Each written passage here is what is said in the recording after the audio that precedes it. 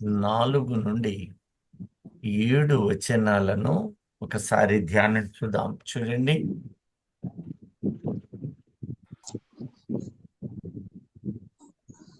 దాని తోక ఆకాశ నక్షత్రములో 3వ భాగం నీడ్చి వాటిని భూమి మీద పడవేసెను.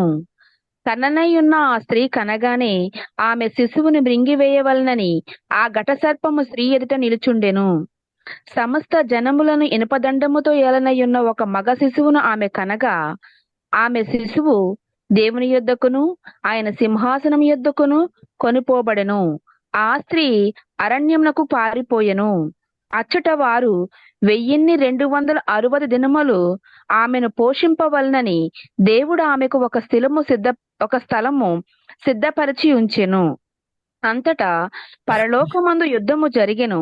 మిఖాయేలును అతని దూతలను ఆ ఘటసర్పముతో యుద్ధము చేయవలనని ఉండగా. ఆమేన్. హల్లెలూయా. ప్రియ దైవజనమా, గత వారాలలో మనము కొన్ని అంశాలను ధ్యానిస్తూ వస్తున్నాం. దాని తోక ఆకాశ నక్షత్రాలలో 3వ భాగమును ఈడ్చి పడవేసింది. దాని తోక అన్నప్పుడు శిరస్సు అణుగదొక్కబడింది. ఇక మిగిలింది వాడికి తోకే. తోక అంటే ఏమిటి అని నీవు ఆలోచన చేసినప్పుడు, అల్లలాడు ప్రవక్తలు తోకగా ఉన్నారని యెషయా 9వ అధ్యాయము 15వ వచనములో చాలా చక్కగా, పెద్దలును ఘనులను తల, ఇక కల్లలాడు ప్రవక్తల తోక అంటే వాడు ఈ తోకగా ఉన్నాడని, వాని తోక ఈ కలలాడు ప్రవక్తలేనని. కలలాడటము అంటే వాక్యానికి విరోధముగా శరీరానుసారమైన జీవితాన్ని ఆసరా చేసుకుంటూ దేవుని వాక్యాన్ని, దేవుని సన్నిధిని, వారి ప్రాపకండ, వారి ఘనత, వారి గొప్పతనము, వారికి సిరి సంపదలు, వారికి ఘనతమైన స్థితిగతుల కోసమని రాకులాడటం. నేను నేను నాది నాది. ఇది మనిషిని ఈడ్చి నేల మీద పడవేసే స్వభావం. అంటే దేవునితో ఉన్నాడు, దేవునితో నడుస్తున్నాడు, కానీ ఎప్పుడైతే ఈ మానవ ప్రలోభాలు, ఆశలు, ఆసక్తులు ఘనతను ఆశించి ప్రయాసపడతాయో, దేవుడు వానిలో లేడు. వాళ్ళు దేవునితో ఉన్నారు, కానీ దేవుడు వారితో ఎడబాసెను. సౌలు విషయంలో జరిగిన సంభవం. యెహోవా అతనిని ఎడబాసి ఉండెను, కానీ గుర్తించలేదు. వారు గుర్తించక అనేకులను వారు ఇంకా ఆ స్థితిలో లాక్కొనే వస్తూ ఉంటారు. కానీ మన గ్రూపులో అట్టి వారు లేరని నేను ఆయనను ఘనపరుస్తూ ఉన్నాను. దేవునికి మహిమ కలుగును గాక. ఆమేన్. హల్లెలూయా.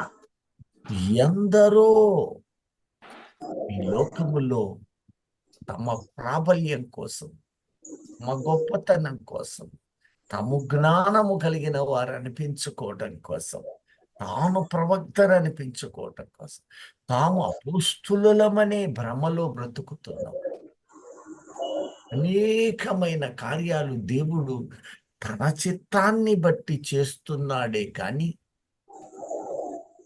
ఇది నాకంటూ ఏమీ లేదనే సత్యము గ్రహించలేక ఆధిక్యతలు ఇవన్నీ వాడు చేసే పనులు. వాడు మహోన్నతుని తోటి సమానుడని అనిపించుకున్నాడు. చాలా మంది మీకు ఇంతకు మునుపు స్పష్టంగా తెలియపరిచాను. మహోన్నతునితో సమానుని చేసుకోవడము అంటే తండ్రి అయిన దేవునితో కాదు, తండ్రి ఎదుట ఒక ఆయన ఉన్నాడు. ఆయన పేరు మహోన్నతుడు. ఆ హల్లెలూయా. మహోన్నతుడు మన ప్రభువు అయిన యేసుక్రీస్తే. ప్రభు. మన ప్రభువు అయిన యేసుక్రీస్తే తండ్రి అయిన దేవుని ఎదుట నేను ఘనుడను, ఇతను కాదు, నేను ఘనుడను అనిపించుకోవడానికి యేసుక్రీస్తుని వాడు ఒప్పుకోడు. యేసుక్రీస్తు కన్నా నేను గొప్పవాడను, నేనే తండ్రి తర్వాత నన్ను దేవుడు అభిషేకించాడు, అభిషేకించబడ్డాడు. అభిషేకము పొందిన కెరూబు వాడు.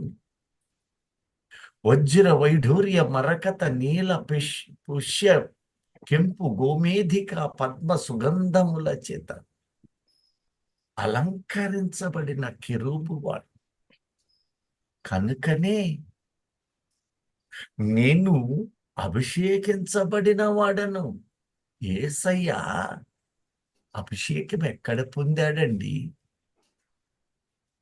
ఎలా పొందాడు అంటే భూమి మీదకొచ్చి ఆయన పరమందు కేవలము ఒక ప్రధాన శిల్పి అయి ఉన్నాడు.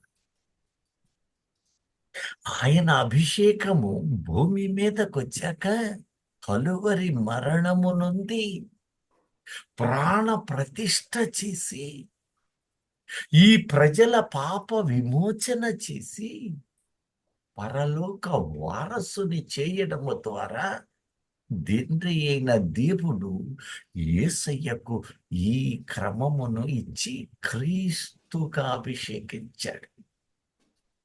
హల్లెలూయా. ఎంత గొప్ప కార్యం! అది యుగ యుగములకు మరుగు చేయబడింది. పలుసార్లు ఆయన నేను చనిపోతాను, నన్ను శ్రమ పెడతారు, నేను చనిపోతానని చెబుతూ ఆయన పునరుద్ధానాన్ని మర్మయుక్తముగా దాచిపెట్టాడు. పునరుద్ధానుడైన తరువాత ఇదిగో నేను సజీవుడను. నేనెందుకు పునరుద్ధానుడయ్యాను అంటే ఆదాము ద్వారా వచ్చిన ఈ పాపాన్ని నేను పరిహరించి అనేకులను నేను పైకెత్తబడి అనేకులను ఆకర్షించువాడని. ఈ రోజున నిన్ను నన్ను ఆకర్షించినవాడు ఎంత గొప్ప దేవుడై ఉన్నాడో చూడండి. వాడు వెలుగు దూత వేషము వేసుకున్నాడు. వాని పరిచారకులు కూడా వెలుగు దూత వేషములో జీవిస్తూ ఉన్నారు. ఈ మాట 2వ కొరింథీ 11వ అధ్యాయము 14వ వచనములో విస్పష్టంగా రాయబడిన సత్యం. చూడండి ఒక్కసారి. సాతాను తానే వెలుగుదూత వేషము ధరించుకొనుచున్నాడు గనుక గనుక వాని పరిచారకులను నీతి పరిచారకుల వేషము ధరించుకొనుట గొప్ప సంగతి కాదు. వారి క్రియల చొప్పున వారికి అంతము కలుగును. ఆమేన్. వాని పరిచారకులు నీతి పరిచారకుల వేషము వేసుకున్నారు. నీతి పరిచారకులు, నీతి లేని జనాంగం. ఒకవేళ నీలో నాలో నీతి తప్పితే సరిచేసుకుని నీతిమంతునిగా తిరిగి కట్టబడాలి. పదే పదే పదే పదే పదే పదే నీతి మాలిన వాటిని చేస్తూ దేవునికి అయిష్టమైన వాటిలోనే జీవిస్తూ వాటిని నీ ఇంట ఉంచుతూ, నీ హృదయములో ఉంచుతూ నీతిగల్లవాణ్ణిగా నీవనుకుంటే అది నీది నాది భ్రమైపోతుందే తప్ప నీలో ఆయన ఉంటాడనేది భ్రమగానే మిగిలిపోతుంది. మనము నీతిమంతులై జీవించుదుముగాక. కారణం ఆయన మహోన్నతుడు. ఇక్కడే ఆయన ఏం చేశాడో ఒక్కసారి చూడండి. ద్వితీయోపదేశ కాండము 32వ అధ్యాయము 8వ వచనములు అంటాడు, ఈ మహోన్నతుడే సృష్టిని విభజించినవాడు, ఎవరెవరికి ఏ ఏ ప్రాంతాలు ఇవ్వాలో నిర్ణయించినవాడు, నీ జీవితానికి సరిహద్దు నిర్ణయం చేసినవాడట. చూడండి ఒకసారి. మహోన్నతుడు జనములకు వారి స్వాస్థ్యములను విభాగించినప్పుడు, నరజాతులను ప్రత్యేకించినప్పుడు, ఇజ్రాయేలీల లెక్కను బట్టి ప్రజలకు సరిహద్దును నియమించెను.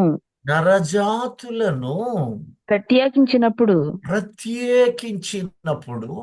ఇజ్రాయేలీల లెక్కను బట్టి, ఇజ్రాయేలు జనాంగము లెక్కను బట్టి ప్రజలకు ఆయన సరిహద్దులను నియమించెను.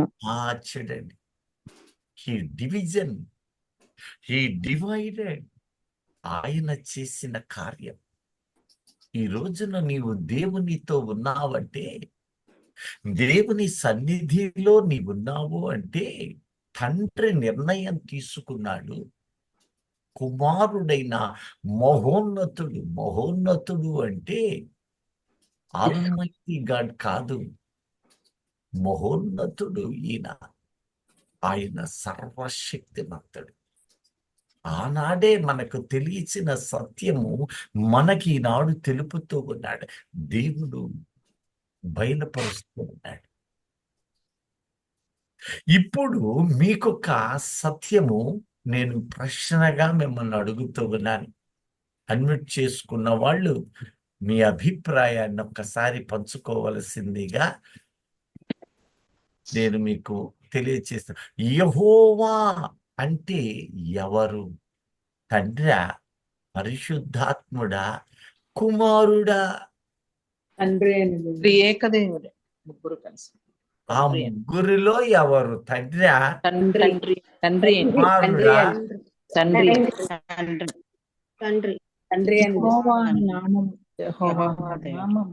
ప్రియ దైవజనమా, దేవుడు.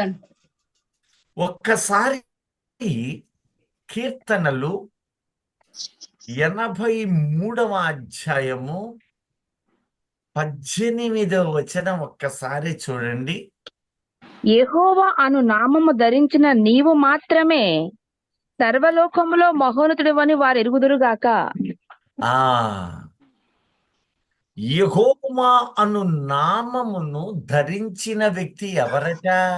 యేసుక్రీస్తు ప్రభు అంటే. సర్వలోకములో మహోన్నతుడివని వారు ఎరుగుదురుగాక. మహోన్నతుడని యేసుక్రీస్తు ప్రభు అంటే. యేసయ్యా తండ్రి యేసయ్యనండి. మహోన్నతుడు అంటే యేసయ్య. యేసుక్రీస్తు ప్రభు తండ్రి యెహోవా, తండ్రి యెహోవా అంటూ ఉంటాం. ఇక్కడ ఏదో తేడాగా అనిపించిందా?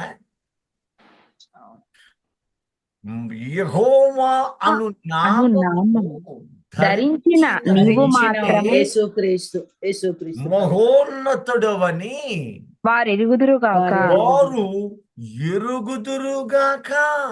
ఆమేన్.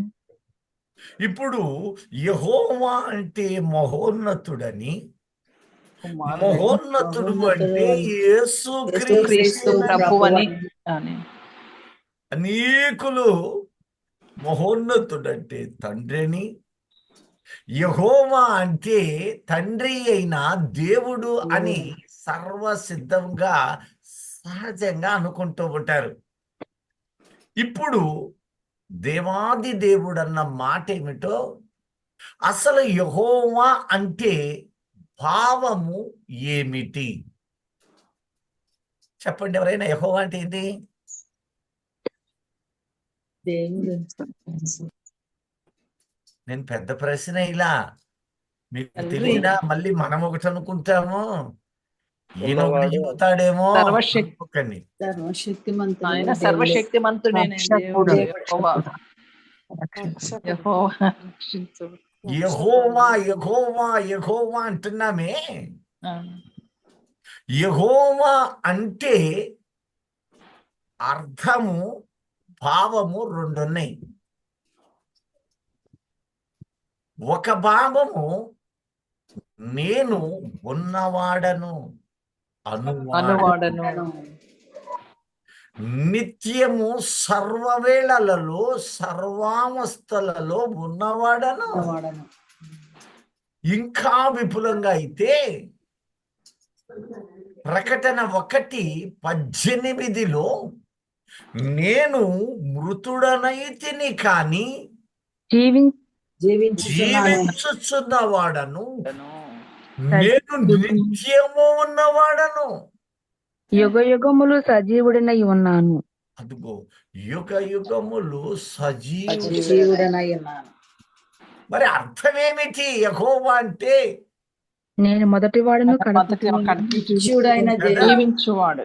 నిర్గమకాండము 34వ అధ్యాయము 5 నుండి 7 వచనాలలో యెహోవా అనే 3 మాటలలో ఉన్న అర్థము బహు విస్తారమైనది.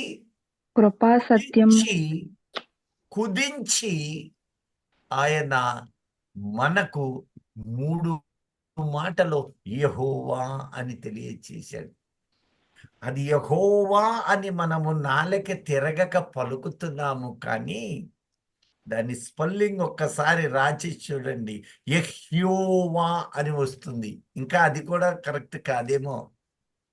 సరే, దాని భావం ఏమైనా సర్వలోకము ఆయనను యెహోవా అంటూ ఉన్నారు.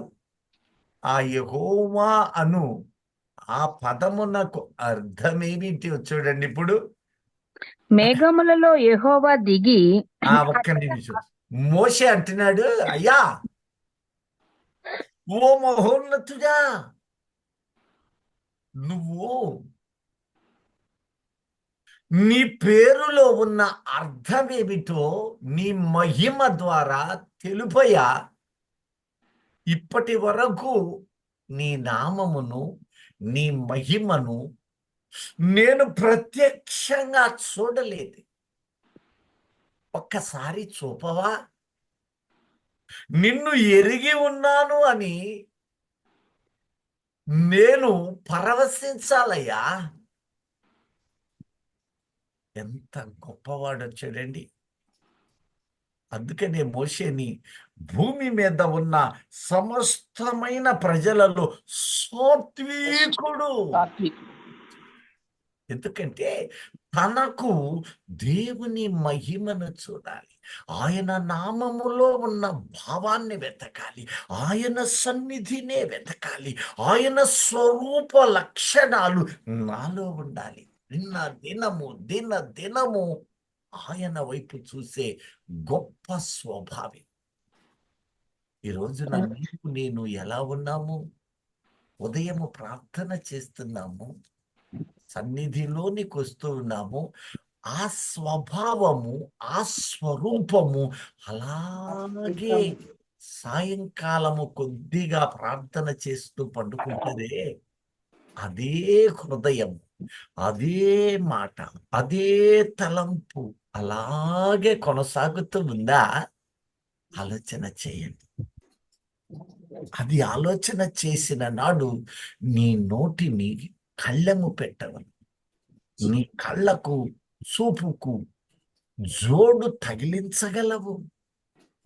పొద్దున 2:30 గంటల సేపు నా నోరు దేవుని స్తుతించింది, నా హృదయము ఆయనను వెతకడం ప్రారంభించింది. నేను లోకములో ఉండే సమస్తము విడిచి ఆయన వైపు చూశాను. ఆ చూచేది 2:30 గంటలు చూస్తున్నాను. దివోరాత్రులు అదే నేను చూస్తే ఆహా ఎంత భాగ్యం, ఎంత భాగ్యం. ఎంత పరవశం. అయ్యా చూపించాయా అంటూ ఉంటే దేవుడు అంటున్నాడు, నన్ను చూసి ఏ నరుడు బ్రతకలేదు. ఏ నరుడు బ్రతకలేడు. జాలడు. అంతటి మహిమలో నేనున్నాను. అయితే ఒక పని చేస్తాను, బండ సందులో నిన్ను నన్ను ముందు వైపు చూసి నీవు నిలవజాలవు.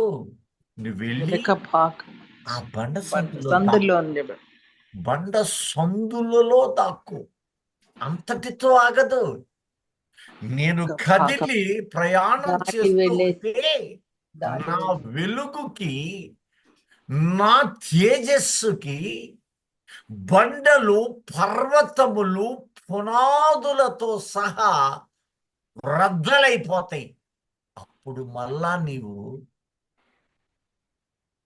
ఒంటరివైతావు. అవి నిన్ను కప్పజాలవు. కనుక నేనేం చేస్తానంటే వెనుక భాగం మేఘములను మాటుగా చేస్తాను. ఆకాశ మేఘములను నీకు నాకు మధ్యలో మాటు చేస్తాను. ఆ మేఘము నిన్ను కప్పివేస్తుంది. ఇక్కడ ఆత్మీయముగా మేఘము అంటే ఆయన మహిమ. ఆయన మహిమ అంటే పరిశుద్ధాత్మ దేవుడు. మేఘము రూపములో ఆయనకు నీకు మధ్యలో ఆ కృప అనబడు ఆ సాన్నిధ్యాన్ని ఇస్తూ ఉన్నాడు. ఎంత గొప్ప దేవుడు. ఈ రోజున ఆ కృప నీ మీద లేకపోతే నీవు ఆయన దగ్గరకు రాగలిగే వ్యక్తివేనా? ఆయన కృప నీ మీద లేకపోతే పాపములో పడిపోతూ, పాపమే ధ్యేయమై అపరాధముతోనే బతుకుతూ నీచాతి నీచమైన లోకము వలె నీవెప్పుడో పాతాళవాసిగా ముద్ర వేయబడే వ్యక్తివి. కానీ ఆ కృప ద్వారా, ఆ కలువరి సిలువలో కార్చిన ప్రశస్త రక్తము నిన్ను విడిపించి పాతాళానికి పోకుండా నిన్ను కాపాడి నా జనము అని పిలుస్తున్నాడు. నా జనము వీళ్ళు, ప్రత్యేకమైన నా రక్తముతో కడగబడ్డవాడు. లోకానికి ఇవి తెలియవు. పాపమేంటండి, అపరాధాలేంటి, ఎక్కడ పనులో భూమి మీద సృష్టించినది అనుభవించడానికే కదా. తినాలి, తాగాలి, ఎంజాయ్ చేయాలి. అవేవో పార్టీలు, రేవు పార్టీ, అది కల్చర్. పెద్దవాళ్ళతోటి చిన్నవాళ్ళు అంటున్న మాట, మమ్మీ డాడీ నీకు తెలియదు, ఇలాగ ఉండాలి. ఈ సాఫ్ట్వేర్ విధానాలు లేకపోతే హార్డ్వేర్ ఇవి ఎదుగుతున్న నాగరికతకు చెందినవి. సొదొమ గొమొర్రాల వలె జీవితాలు, నశించిపోయే స్వభావాలతో లోకము వెర్రి తలలు పోతుంటే నిన్ను ప్రత్యేకపరిచి, పరిశుద్ధులారా, నీవు నేను పరిశుద్ధులమా అని నీవు సందేహం అవసరం లేదు. పరిశుద్ధుడు ఎప్పుడయ్యావు అంటే నిన్ను లోకములో నుంచి తీసుకుని వచ్చి, పాపంలో నుంచి నిన్ను బయటికి తెచ్చి ఆయన బాప్తిస్మము ద్వారా రక్షించిన క్షణమందు నీవు పరిశుద్ధురాలవు, పరిశుద్ధుడవయ్యావు. దేవునికి మహిమ కలుగునగాక. ఈ పరిశుద్ధులిక మరకను కడుక్కోవడమే, దినము ప్రార్థనల్లో ఉంటూ క్షమించు నాయన, క్షమించగలిగిన ప్రతి పాపమును కడిగి వేసుకుని తిరిగి దాని జోలి వెళ్ళకుండా మనలను మనము సిద్ధపరుస్తూ శుద్ధుల మగటమే దేవుని చిత్తం. ఈ మహోన్నతుడు ఏమంటున్నాడో చూడండి. ఆ యెహోవా అంటే ఎవరో చూద్దామని అంటే, యెహోవా అనే నామము మహోన్నతునిది. ఈ మహోన్నతుడే మీకోసము ప్రాణం ఇచ్చినవాడు. మన సహోదరులలో జ్యేష్ఠుడాయన. తండ్రికి ఇష్టమైన పని, తండ్రి హృదయాంతరంగాలలో ఉన్న సిలువ త్యాగాన్ని నెరవేర్చినవాడు, ప్రాణ ప్రతిష్ఠ చేసినవాడు. ఇప్పుడు ఆ యెహోవా అను మాటకు అర్థం ఒక్కసారి చదవమ్మా. మేఘములో యెహోవా దిగి అక్కడ అతనితో నిలిచి యెహోవా అను నామమును ప్రకటించెను. చూడండి, ఈ మేఘము ఆయన మహిమ, ఆ మహిమ ఆయనను ఎప్పుడు కమ్మి ఉంది. ఆయన మహిమ అక్కడ మేఘములు అంటే ఆ మహిమ పరిశుద్ధాత్మ వెలుగులో ఆయన తన నామాన్ని ప్రకటిస్తూ ఉన్నాడు. యెహోవా అంటే అర్థమేమిటో నేను తెలియచేస్తున్నాను. నా పేరు యెహోవా. ఆ పేరుకు అర్థము నీవు తెలుసుకోమంటూ ప్రకటించెను. అతని ఎదుట యెహోవా అతని దాటి వెళ్ళుచు యెహోవా కనికరము దయా యెహోవా అంటే కనికరము, దయా రెండవది దయా, దీర్ఘశాంతము, మూడవది దీర్ఘశాంతము. విస్తారమైన ఇవన్నీ ఆయన తన నామమును ప్రకటిస్తూ ఉన్నాడు. ఎందుకంటే ఆ ప్రకటించువాడు యెహోవా. ఈ ప్రకటించిన ఆయన మాట్లాడుతూ ఉన్నాడు. ఇప్పుడు నీలో అవన్నీ నీలో ఉంటే ఆయన స్వరూపము, ఆయన కనికరము నీలో ఉన్నది. ఆయన స్వరూపములోకి మార్చబడుతూ ఉన్నావు. మొట్టమొదటిది, నీలో కనికరముందా? దయాగుణము నీలో ఉందా? దీర్ఘశాంతము నీకు ఉందా? విస్తారమైన కృపాసత్యములు గల దేవుడైన నీలో యెహోవా. దయాదృష్టి గల వాళ్ళు ఉన్నారా లేరా? ఎవరేం మాట్లాడట్లా. ఉన్నారండి. అందుకే అందరూ అన్మ్యూట్ చేశారు. ఈయన ఎక్కడ ప్రశ్న ఎత్తాడు అనుకున్నారటరా. దయాదృష్టి గలవారు. ఇప్పుడు దయాదృష్టి మీలో ఉందా లేదా? ఇక్కడ ఆయనకున్నంత లేదు, ఉండదు. ఉందో లేదో ఎలా తెలుసుద్ది? మనం అనుకుంటున్నాము, ఉన్నవారమో కాదో ఒక్కసారి పరిశీలన చేద్దాం. ఈ వాక్యం ఇక్కడ నుంచి సామెత 22:9 చూడండి.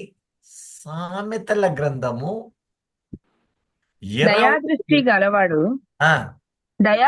గలవాడు తన ఆహారంలో కొంత దరిద్రునికి ఇచ్చును. అది దయాదృష్టి గలవాళ్ళు తమ ఆహారములో కొంత దరిద్రుడు ఉంటాడు, వాడికి కొంత ఇస్తాడు. అదే దయాదృష్టి. ఇప్పుడు మీలో అందరట్టి గుణాలు కలిగి ఉన్నారా? మీరు తిను ఆహారము, నేను చెప్పే ఆహారము భౌతికమైన పొద్దున్నే లేచి మధ్యాహ్నం సాయంత్రం తినే ఆహారం కాదే. ఇంకొకటి నీవు తింటూ ఉన్నావే, ఇప్పుడు భుజిస్తూ ఉన్నావే. ఇర్మియా 15వ అధ్యాయము 16వ వచనములో, నీ మాటలు నాకు దొరకగా నేను దానిని భుజించి తిని భుజించి తిని నీవు భుజిస్తూ ఉన్న ఈ ఆహారము నీ ఇంట ఒకడుంటాడు. అది కొడుకో, కోడలో, భర్తో, భార్యో. నీవు నిజంగా దయాదృష్టి కలిగి ఉంటే నువ్వేం చేస్తావంటే ఆ దేవుని సన్నిధికి మోకరిల్లడానికి, బాప్తిస్మపు అనుభవములోనికి రావడానికి కొంత ఆ దరిద్రుడికి, ఈ దరిద్రుడు కోటీశ్వరుడు భూ సంబంధంగా, కానీ ఆత్మ సంబంధంగా ఎవరట ఈడు? దరిద్రుడు. వాడిని ఇంటనే ఉండుంటాడేమో. ఎప్పుడైనా గమనించారా? వాడు దరిద్రుడే, నరక పాత్రుడవుతాడేమో. ఈ దీపం ఉండగానే వానిని కాపాడుకుందాం. రాకుండా చేయరా. ఈ దీపం ఉండగానే, ఈ వెలుగుండగానే, ఈ ప్రాణం ఉండగానే, రాకడ రాకముందే వాళ్ళను కాపాడాలి. అందుకని ఆమేన్. దేవుడు అనేకులైన సేవకులను లేవనెత్తాడు. అనేకులైన సేవకులను లేవనెత్తుతూనే ఉన్నాడు. ఆ లేవనెత్తబడిన వారు దయాదృష్టి కలిగిన వారు. అయితే వారింట దరిద్రులు ఉన్నారేమో కూడా పరిశీలన చేయాలి. హల్లెలూయా. లేకపోతే వారు మార్చుకునిన వారైతే, సంపూర్ణంగా కుటుంబం అంతా దేవుని సన్నిధిలో బ్రతుకువారైతే, అట్టివారు దీనెన పొందు. సంబంధముగా దయాదృష్టి, దయ, కనికరము నశించిపోతున్నారే. అయ్యో వీళ్ళు పాపములో ఉంటారేమో, వాళ్ళ గురించి క్షమించని నీవు ప్రార్థన చేస్తూ ఉన్నావు. కానీ క్షమార్హులేనా వాళ్ళు? మారు మనస్సు పొందకుండా వారు లోకములో బతికి ఉన్నారైతే వాళ్ళు క్షమార్హులేనా? ఎందుకనంటే ప్రభువే, మహోన్నతుడే యెహోవాయే అంటున్నాడు, నీవు ఎవరి ఇంటికైనా వెళ్ళి ఆ ఇంటికి సమాధానమని ప్రకటించు అన్నాడు. ప్రకటించగానే సమాధానం వచ్చుద్దా రాదా? రాదు. ఆ ఇల్లు సమాధానమునకు యోగ్యమైనదైతే అది వస్తుంది అన్నాడు. చాలా జాగ్రత్తగా గమనించండి. యేసు క్రీస్తు నామములో లే.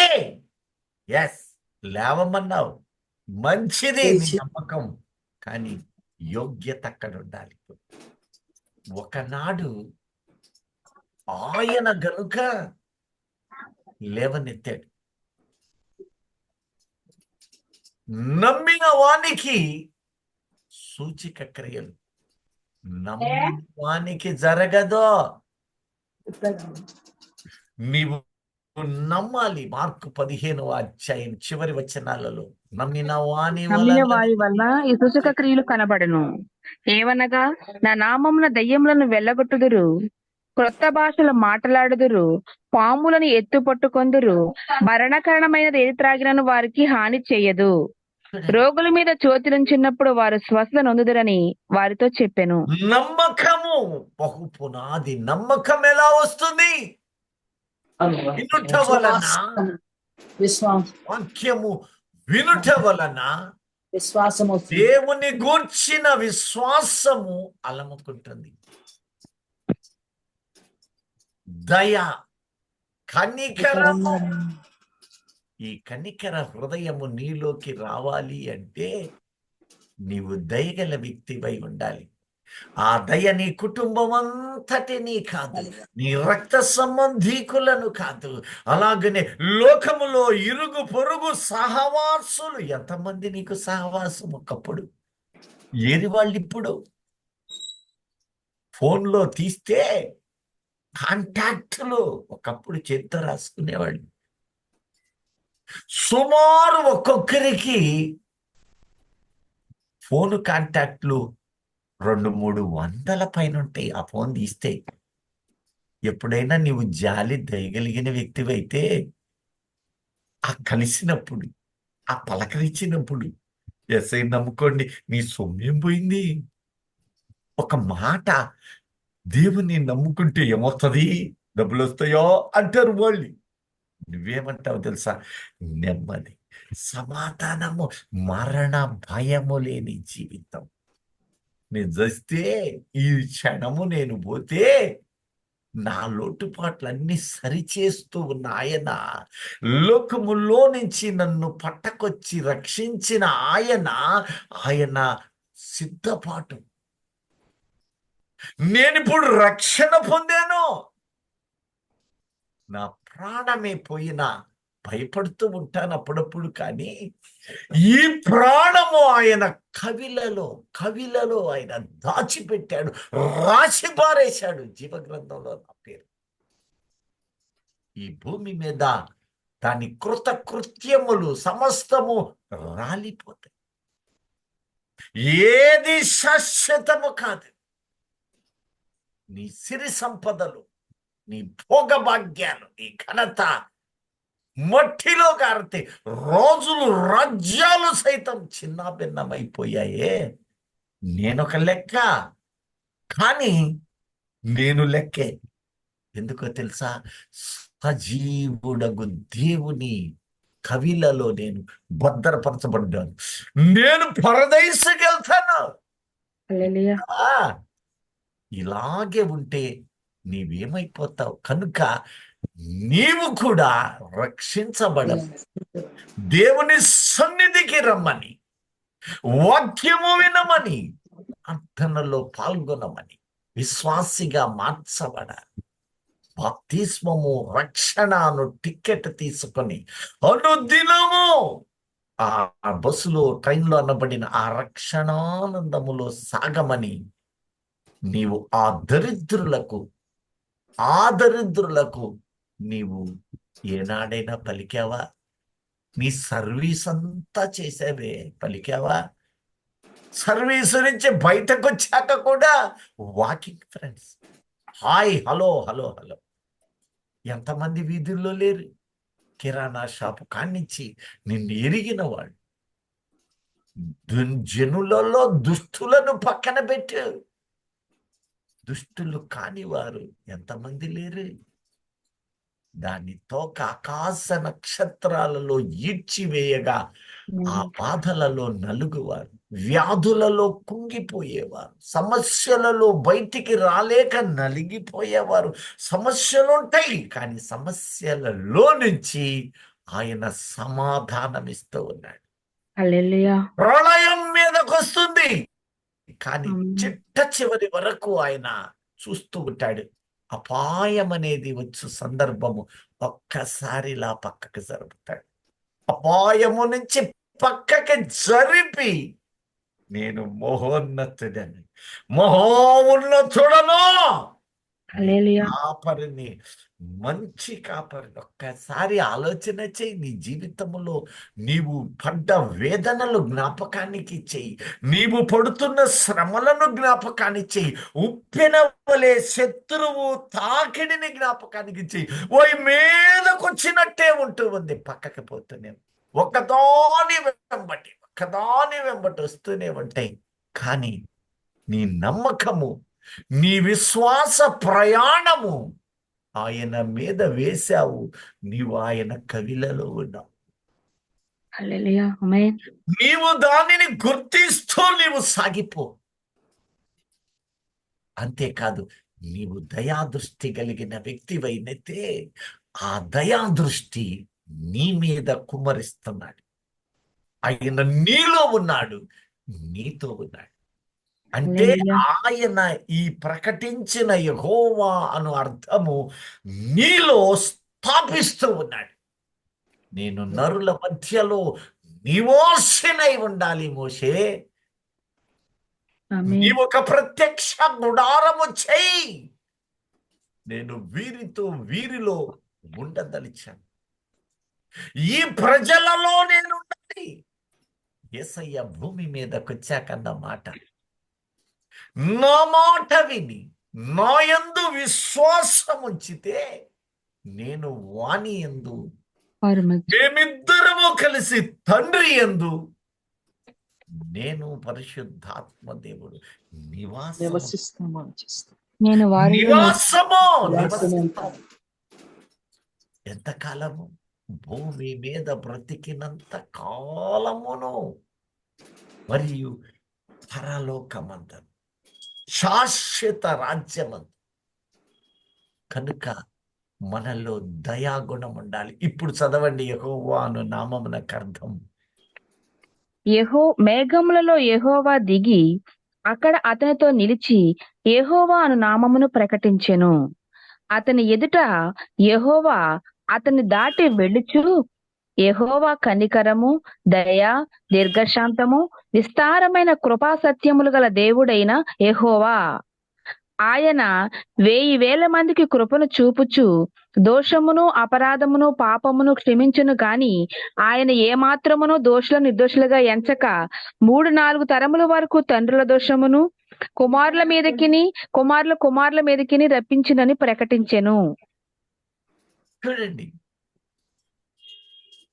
నేను పాపాన్ని క్షమిస్తాను కానీ పాపిని క్షమించను. అంటే ఏంటి అర్థం? వానిలో పాప స్వభావం ఉంటే నా యొద్దకు వస్తే నేను వానిని పరిశుద్ధుని చేస్తాను. పాపము వదలని వాడు పాపి. ఎంత కాలమున్నా లోకము అతనిలో ఉన్నంత కాలము లోక సంబంధే. లోకము దుష్టుని వశము, లోకము దుష్ట సంబంధి. పాపము చేయువాడు అపవాది సంబంధి. వాడు ఆది నుంచి పాపము చేస్తూనే ఉన్నాడు. కనుక యెహోవా అను నామము క్షమించు నామము.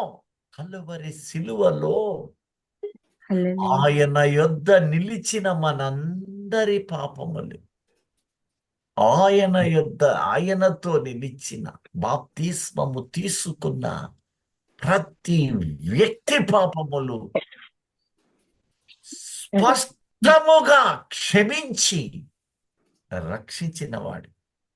అందుకని ఆ రోజు అంటాడు అబ్రహాం తోటి, మోషేతో చెబుతూ, నిర్గమకాండము 6వ అధ్యాయము 3వ వచనములో ఓ కమ్మని మాట అంటూ ఉన్నాడు. చూడండి, నేను ఆ, సర్వశక్తి గల దేవుడను పేరున అబ్రహాము, ఇస్సాకు, యాకోబులకు ప్రత్యక్షమైతిని కాని ఆ, యెహోవా అను నా నామమున నేను వారికి తెలియబడలేదు. అదిగో, నేను అబ్రహాము, ఇస్సాకు, యాకోబులకి సర్వశక్తి గల దేవుడనే మాత్రమే సర్వశక్తుడగు దేవుణ్ణని ప్రత్యక్షమైతిని. ప్రత్యక్షమయ్యానే కానీ ఈ యెహోవా. పేరుందే ఏమని? యెహోవా అను నామమున నేను వారికి యెహోవా అను తెలియబడలేదు. పేరు నేను ప్రత్యక్షం కాల. యెహోవా అంటే ఇన్ని అర్థాలు ఉన్నాయి. దయ, కనికరము, దయ, జాలి, దీర్ఘశాంతము, ప్రేమ, కృపా, విస్తారమైన కృపా సత్యములు. సత్యములు గల కృప దేవుడు. అందులో రాయబడింది, కృపా సత్యము. ఒకటి ముద్దు పెట్టుకున్నవి అంటున్నాడు కీర్తనకారుడు. ఎంత ముద్దు పెట్టుకున్నాయి అంటే ఆ సిలువ మీద ముద్దు పెట్టు. ఆ కలువరి అగాపే ప్రేమ క్రీస్తుని అక్కడ ప్రత్యక్షపరుస్తూ తండ్రి మహిమను అక్కడ వెలుగుతూ చూపుతూ కృపా సత్యములు అక్కడ ముందు పెట్టుకునే. అందుకనే ఆయన పేరు యెహోవా. ఇప్పుడు ఆయన అంటాడు, నేను ఆల్మైటీ గాడ్, సర్వశక్తిమంతుడు అనే పేరు మీదే ప్రత్యక్షమయ్యానయ్యా, కానీ యెహోవా పేరు నేను ప్రకటించలేదు వారి.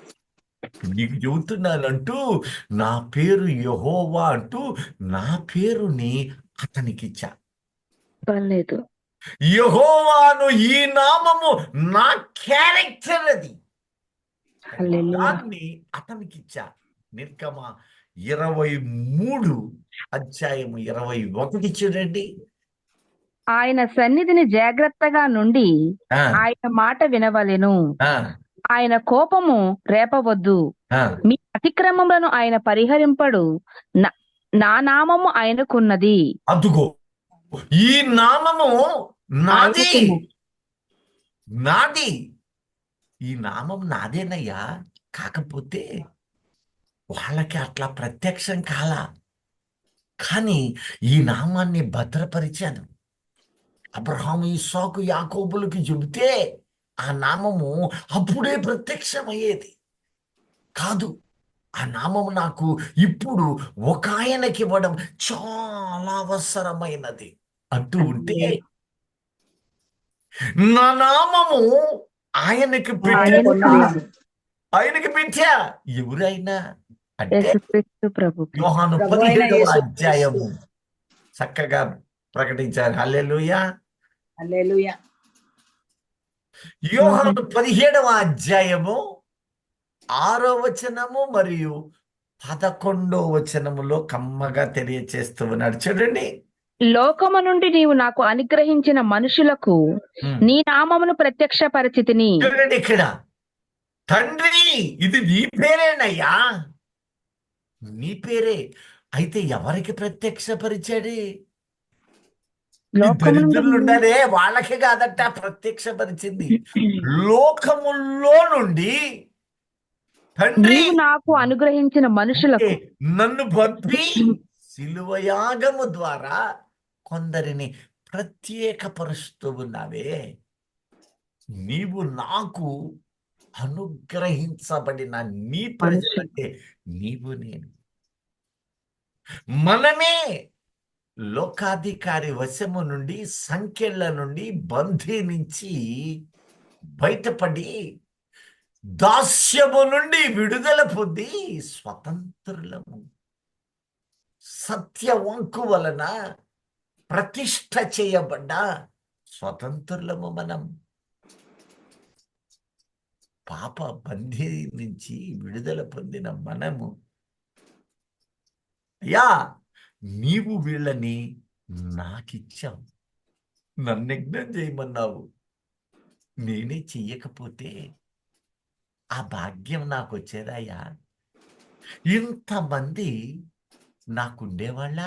ఎంత కృతజ్ఞత చూపుతున్నాడు. అయ్యా నువ్వు, వీళ్ళు నీ వాళ్ళయ్యా, నేను సంపాదించా, వీళ్ళని నేను సంపాదించా, వీళ్ళు నీ వారయ్యా, ఈ వారయ్యున్నారు. నువ్వేమో నాకు సొత్తుగా ఇస్తున్నావే. వారు నీవారై ఉండిరి. వారు నీవారై ఉండిరి. వారయ్యున్నారు. ఈ వారయ్యా. నీవు వారిని నాకు అనుగ్రహించితివి. ఆ, వారు నీ వీళ్ళంతా వాక్యము నీ వాళ్ళే తండ్రి, నీ వాళ్ళే.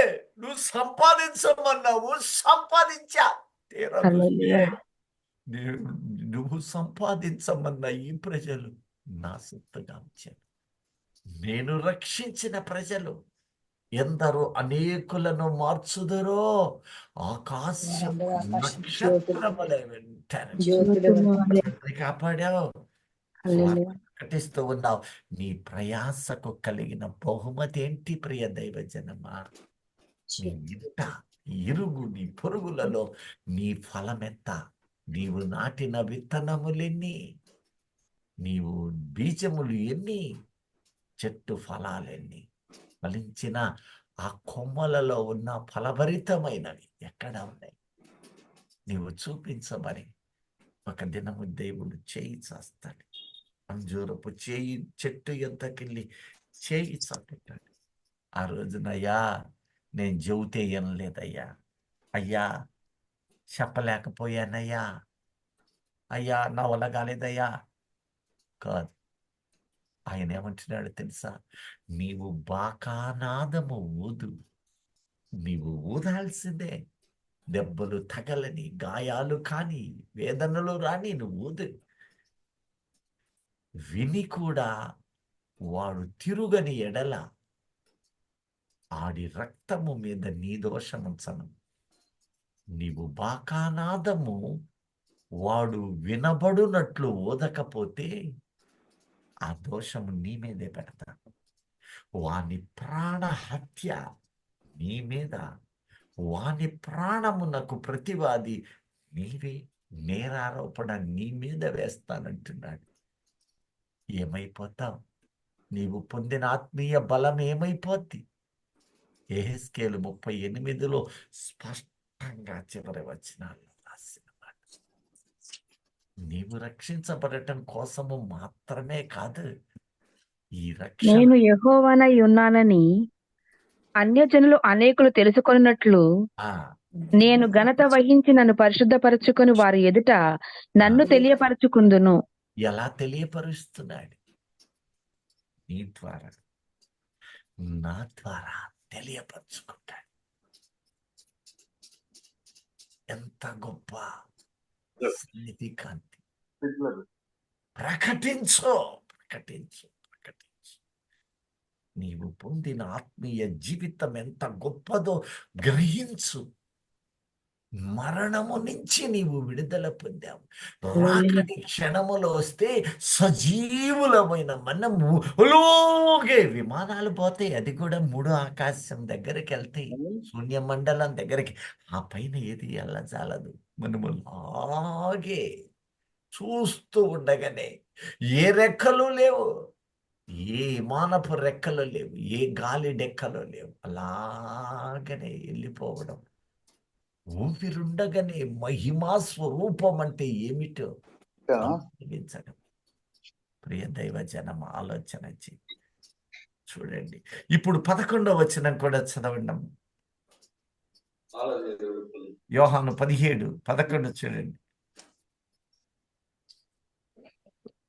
నావన్నీయు నీవి, నీవియు నావి, వారి యందు నేను మహిమపరచిబడి ఉన్నాను.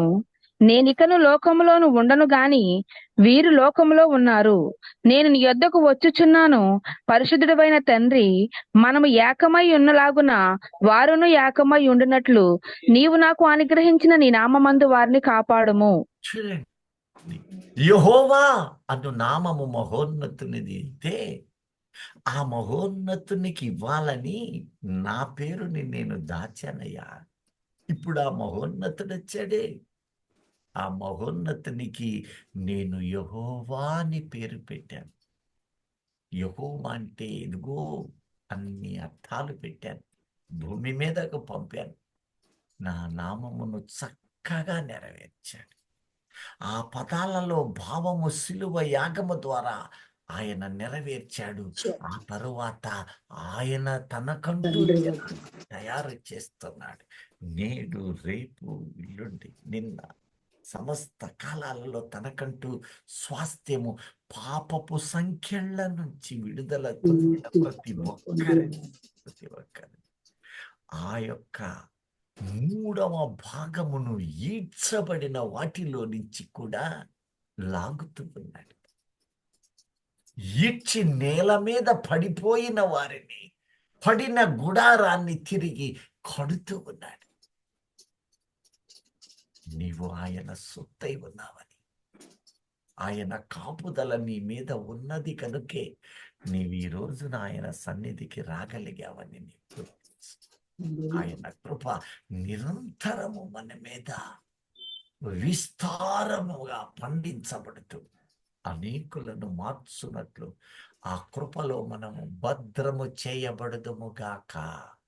ఆమేన్. దేవుడి ఆమేన్. మాటను విని ఆశీర్వదించి రాకడొక అనేకులను తయారు చేయు వరమై యేసు క్రీస్తు నామములో రక్షణ అనుభవము కలుగ చేయుదముగాక. ఆమేన్.